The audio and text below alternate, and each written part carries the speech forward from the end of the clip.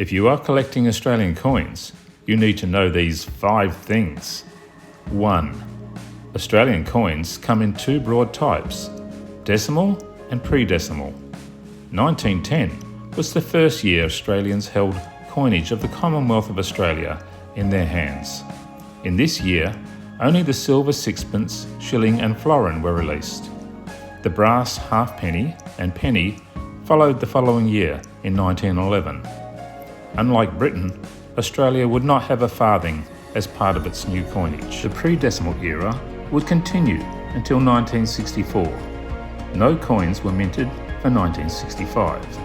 The first decimal coins were released in 1966, and this system looks likely to continue indefinitely, or at least as long as cash continues to change hands. 2. Australian circulated coins are not necessarily minted and released every year. 3. The Royal Australian Mint produces a mint set in the years when no circulating coins are released. This makes it possible for collectors to acquire a coin from the missing year. It's good to be aware of what coins were not released and in what year to avoid the prospect of searching fruitlessly for a circulated coin that simply does not exist. 4. Besides the coins that the Royal Australian Mint provides to the banks to release into circulation, it also produces legal tender collector coins.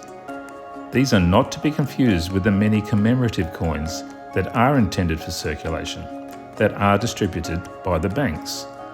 The collector edition coins, sold directly by the Mint and its authorised agents, typically have a value far in excess of the legal tender face value displayed on the coin. These coins will almost never be found in circulation, unless spent by someone unaware of the coin's true value.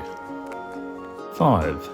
Not all Australian coins were minted at the Royal Australian Mint located in the Australian Capital Territory.